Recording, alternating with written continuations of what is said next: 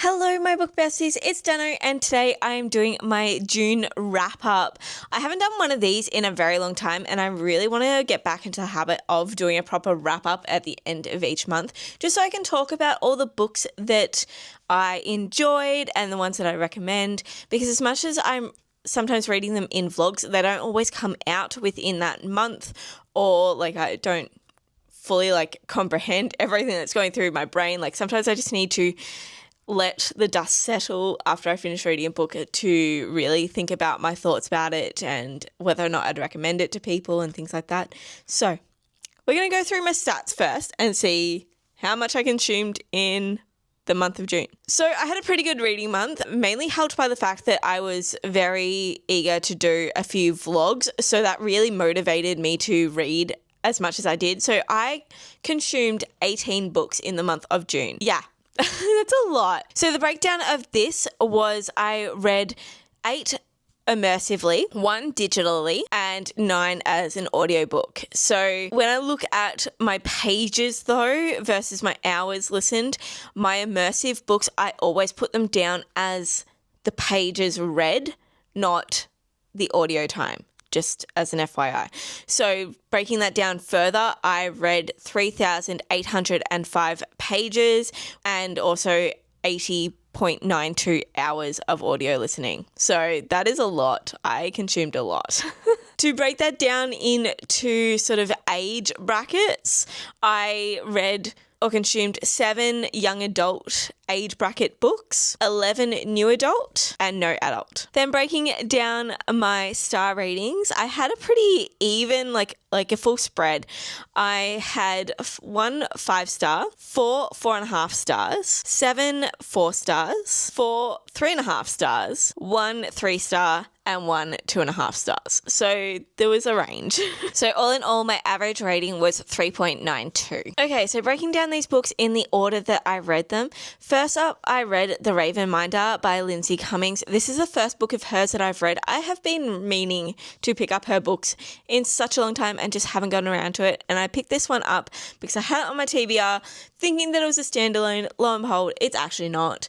But I did really enjoy this read. I gave it a 4 stars. So this book is about, what's her name, Ezra, and she has been a raven minder in this tower where she's been chained up and she's paying off her debts to the man that she calls her uncle. And then one day a sacred knight comes by and takes her to, I think it's the capital. They go to the Citadel and she's there to help tame all the birds there, but she ends up taming a raven. It's described as a giant raven / panther is what it's described as. So yeah, it seems like it's a massive ass beast. And she creates this unbreakable bond with this creature, and then it's up to them to help save the Citadel and everything like that. But then things happen. It does give me a little bit of Fourth Wing Diebound vibes, but I don't know. It was good. I gave it 4 stars, if I didn't mention that before. I enjoyed it. I'm interested to see where it goes from here. Then I listened to A Great and Terrible Beauty by Libba Bray. This book was not at all what I thought it was going to be. I thought it was going to be very steampunk-esque, similar to Soulless by Gail Carriger. For some reason, I just had that sort of in my head. And I think that just stems because it is a historical fiction. That's the sort of timeline it's set in. But this follows Gemma Doyle, who after the suicide of her mother goes to a boarding school in London where she connects with a group of girls and they kind of create a magic, not a cult, but a secret society, I guess. And she can explore the magic that she's discovering. And then there's some interesting people that come out and trying to protect her, and it was fun reading this. I definitely think book 1 was very much a set the scenes for the other, I think there's 2 other books in, I'm pretty sure it's a trilogy. This was very much setting the scenes of and the background of everything. So I'm interested to see what happens with this group and sort of as they keep venturing in their journey of discovery with magic and things like that. But I gave this one 4 stars. The next book I read is I Caught This Cruel and Lovely by Stacia Stark. I am finding that Stacia Stark is an author for me. I really enjoyed the writing in this and the flow and the world and everything. I definitely think this is one that I'm going to enjoy the later books rather than the first one, because she writes them intending on the spice and the romance and everything to build as the series goes on, which I do appreciate. I sometimes I feel like people write the spice and like they get to the romance too early. I'm like, but we still have another like 4 books to go. We could have, held off on getting romantically involved in book 1. So I appreciate that. So this book follows Priska. I think that's how it's pronounced. And she goes on the run after her powers are discovered, because when babies are born with powers, they're all meant to be killed. And so she's been hiding her powers, but they get discovered. And then when she's forced to survive on her own, she makes a deal with Lauren, who is a ruthless mercenary, and he helps her hone into her powers and work with them. And I really enjoyed this. I'm definitely keen to get back into this world and continue seeing how this all develops. I definitely think book 1 was like the set the scene, get that tension happening, and then book 2 we're going to be right in there. Next up, we have A Forbidden Alchemy by Stacey McEwen.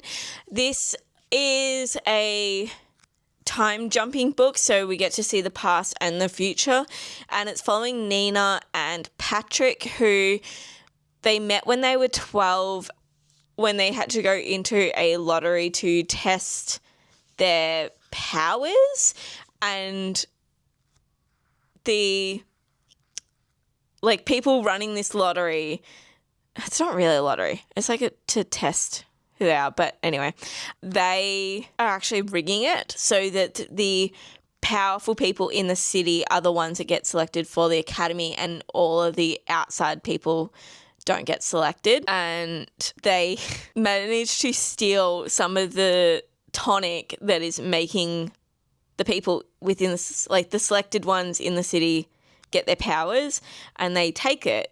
So she's like this outlier, really, because she's coming from the surrounding areas and has this power. So then she goes into the school, but he actually runs off and doesn't go into the school. And then years later, they come back and they're on opposite sides, and they have to navigate the choice between love and opposing causes, and who they're going to betray, essentially, because they have to betray someone. They can't keep going for both sides. I really enjoyed it. I'm looking forward to reading the second one, which is already out. And I think the third one's about to come out, so I definitely need to jump on this. And yes, I gave this a 4 stars. Then I read Hollow City by Ransom Riggs. This is book number 2 in the Miss Peregrine's Home for Peculiar Children series. I gave this a 3.5 stars. I think it was fine. It was a very easy audio listen to. It's following the characters from Miss Peregrine's school as they have to help Miss Peregrine. That's all I can really say, because it's book number 2 and I don't want to give too much away, but I thought this was a really nice palate cleanser, a really easy listen. I probably would have loved this if I was much younger reading it, but it's still a pretty good book. It holds up. So if you've got young teens, I reckon they'll really enjoy this series, especially teen boys. I feel like this is one that there's enough intriguing, different characters and mystical elements that if you have a young person wanting to read, they'll love it. Next up, I read Only the Good Spy Young by Ali Carter. I love the Gallagher Girls series. I can't talk too much about it because I think this is book number 4 in the series. But I had such a fun time reading this. They're so easy to devour and they're just fun. So we're following the girls at their boarding school and what they get up to, because it's a spy school. And so we're following Cami and her group of friends. And in this one, it definitely questions who they can trust, because they've been told different things by different people. And so they're not sure who they can trust. It's just a whole lot of fun. it's teenage angst and, you know, a little bit of boy drama. It's just, what can I say? It's fun. I gave this a 3.5 stars. Next up, I read A Very Secret Society of Witches by Sangu Mandana, I think. I'm so sorry if that's not how you pronounce it. But this was such a cozy read. I had previously read, what's the other one? I previously read A Witch's Guide to Magical Innkeeping, and I really did enjoy that one. And I'd heard that this one is better, and I agree. I love this book. I gave it a 4.5 stars.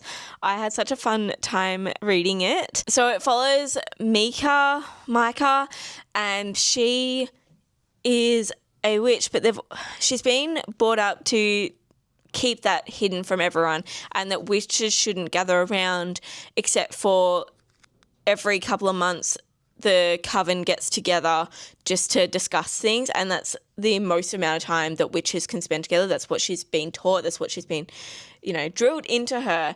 And then she gets an email from this person, and he's asking her to come and help teach the 3 witches that he's in charge of, because their mother has left them and they really need help controlling their powers and things like that. So she's invited to this house to live with them and help teach them and get them through to the solstice and things in Syria. Like, you get these young kid witches that, you know, just want to do all the cool things and need to learn that there are ramifications to having such power, and they need to control them and learn the basics and the fundamentals before they can do all the cool things, because bad things can happen when you misuse power and things like that. So they have to learn things the hard way in some spots. But it was such a good, fun read, and I really did love the development between all the characters and watching it evolve and the different relationships within it. Highly recommend. Good one. If I used this for a reading challenge where I needed to have a holiday in the book. So that's, yeah. So it's got the winter solstice. The next 3 books I'm going to talk about together because they are a part of the Amazon series, and that's Hot for Slayer by Ellie Hazelwood, Falling by Christina Lauren, and Spicy Little Curses by JT Gessinger. I don't know. Sorry. These are all short stories. Amazon quite regularly puts out like short story series, and I like the fact that it sort of gives me a chance to read authors that I don't always read and like what their work is like and get a feel for their writing styles and everything. But I'm really not a fan of short stories. So Hot for Slayer I rated 3 stars, Falling I rated 3.5, and Spicy Little Curses I rated 2.5 stars. Like, and it's not to do with the author's writing. Like, I actually think I will pick up some JT Gessinger. I don't know. The other 2 I've read from before. But you can't get enough story in a short story. Like, when they're 50 odd pages, you can't. So that's a bit more on me than on them. But just so you know, I read 3 out of 5 from that series. I will go back and complete that short story series. But next I read Blood Over Brighthaven by M.L. Wang. I really enjoyed the social commentary about women in STEM in this, and how in this society the pressure of being a female and pushing against the regular roles for a female were discussed in this. I did enjoy it. There were parts that I found got a little bit, it wasn't repetitive, but it was just like a meh, we could have done without this. But all in all, I really enjoyed how this played out, the twists and the turns in it, and the fight for what the main character believes is right, and how sometimes you need to just trust your gut and go with what you feel personally to do the right thing rather than what everyone else is telling you. The next book is Vows and Ruins by Helen Shearer. This is book number 2 in the Legends of Thesmar series. So I can't talk too much about this book, but I gave it 5 stars. I loved it. I loved book 1. I love this one. I am for sure reading book 3 next month because I had such a great time reading it, and I just want to consume this series so badly. We keep following Thea as she learns how to use her powers, and we see the romance and the twists and turns of that.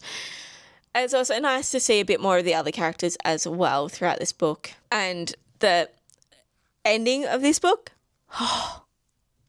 I need the next one. Just highly recommend. Next up, I read Metal Slinger by Rachel Snyder. Ooh, bad with surnames today.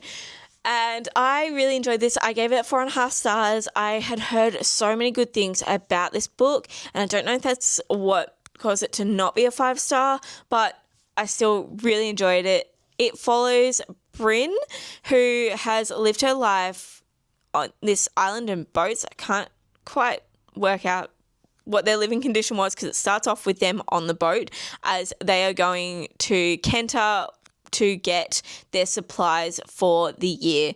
And Bryn has never really felt truly a part of her people. And then when she gets to Kenta, she runs into a soldier, and running into this soldier then causes some things to happen that risk the sort of treaty, I guess, between her people and the people of Kenta. And in order to sort of make things right, she gets taken with this soldier and some things happen and she discovers about who she actually is. So there's a lot going on in this book, and there was parts where I was kind of confused with what was going on because there was just so much happening. But I did overall really enjoy it, especially sort of by the time once I got to the halfway point, I sort of worked out what's happening. The first half was a little bit like there's a lot happening, but then I settled in and I really enjoyed how it ended up. So yes, recommend. Then I read Spectacular by Stephanie Garber. This is the final novella from the Carnival series. So I've now finished this series, which I'm loving the fact that I finished a series. I think this is the first one. Yes, this is the first one I finished this month. And this was just a sweet, like, Christmas time sort of story about, trying to find the perfect gift for her partner. And yeah, it was just sweet. It was really short. I think it was only like 2 hours maybe at my listening speed. So I had fun. It was fine. Again, if you need a book that has a holiday in it, this one works. There's a party and it's around Christmas time, I think it is. So yes, I'm just happy to finally finish this series and yeah. Then I read A Gathering of Shadows by V. Schwab. This is a reread for me. I read it like 10 years ago and I still really enjoyed this. I gave it a 4-star. I don't remember what I gave it last time. I'm sure it'd be somewhere on Goodreads, but I really enjoyed this. I love being back in the worlds of London and seeing all the characters. And yes, the characters in this are great, and each of the personalities and the going from the extreme of like overly nice to like the horrible twins. Yeah. I'm looking forward to getting to the 3rd book in this and then finally moving on to the new series in this world. And then I read The Fate of the Tearling, which is the 3rd book in the Queen of the Tearling trilogy. So I finished another series in this month and I really loved how this wrapped everything up. Obviously, I can't give too much away of what happened in this book because major spoilers for the entire trilogy, but I really loved it. I think it was a great way to finish this series and sort of like tie up everything that happened, but also leaving it on not a horrible note. For those that don't know, this is from Erica Johansson. I highly recommend this series. It was published, so this one was published in 2016, so it is now 10 years old. Oh God. But I still highly recommend. I had a great time rereading. Well, I reread the first one a couple of months ago and then I read the 2nd and 3rd. So now I've finished it and yeah, I don't know why I didn't read the other 2 books back in the day, but I'm glad I got around to it now. Then I listened to Stormbreaker by Nisha J. Tooley. This was the Not So Indie Book Club's pick for June, so I was so glad that I could actually read it with them and not have to wait months later to get a copy of it. This book, I gave it 3.5 stars. I wasn't a fan of the start, and then it slowly got better. So this start felt very Divergent-esque, and sort of what was happening, and the like different houses were very much like the different factions in Divergent, and I'm like, this is like, I feel like I'm reading Divergent, even though I've never read Divergent, but I've seen the movie. Anyway, so this follows Poet Graves, and she has always done what her father has said, and now she is entering Amari Academy, and she's now starting to question what she wants for herself and what she's willing to do for her house, essentially. And they have to go through trials to test their loyalty to their houses. And obviously, because her father is a very important person in the house, like he's one of the house leaders, she's expected to do the trials for that house and be loyal to that house. But it then becomes a question of, is she willing to make those sacrifices and do what is required to be a part of that house? Or will she go against everyone and finally choose for herself? So again, the start I struggled to get through because I was comparing it so much to Divergent, but by the end of it, I was having a pleasant time. So I gave it a 3.5 stars. It is very YA, which it's meant to be a YA book. It just, apart from the fact that there is a bit of romance in there, I would say that this is, the writing feels more like it's leaning to the younger YA market sort of thing. And then I totally flipped the lid and read Savage Bloom by S.T. Gibson. This was not what I was expecting. I don't know what I was expecting from this book, but it was not this. Anyway, so we follow these two, Adam and Nicola, as they go to this house because Adam was really close to his grandfather, and he's tracked down that his grandfather had a connection to this house. So they go there to try and find out more about his grandfather and the connection and everything. And then while they're there, they meet Elaine, who is an eccentric aristocrat, but she is in love with the groundskeeper and having to keep it a secret, but they explore each other's kinks, and then the four of them just start to explore what they want out of life and what they want out of a sexual encounter, I guess. It was very different to what I thought. I enjoyed it, though. I still gave it a 4 stars, but just going into it, yeah, it's definitely an adult spicy book. I'd give it a 3. I don't know. A 3 spice rating? 3.5 spice rating? Like, it's pretty open. It's a pretty open door. Yes. I enjoyed it. It just, again, wasn't what I was expecting. So those are all the books that I read in the month of June. Let me know if you had read any of these, or if you are putting any of these on your TBR to read. Yes, highly recommend a lot of them, and I had such a good reading month that I hope July is going to be just as good. And yeah, if you want to let me know that you were here but don't feel like being too chatty, put a book stack or a purple heart in the comments below to let me know you were here, and I will see you all next time. Bye!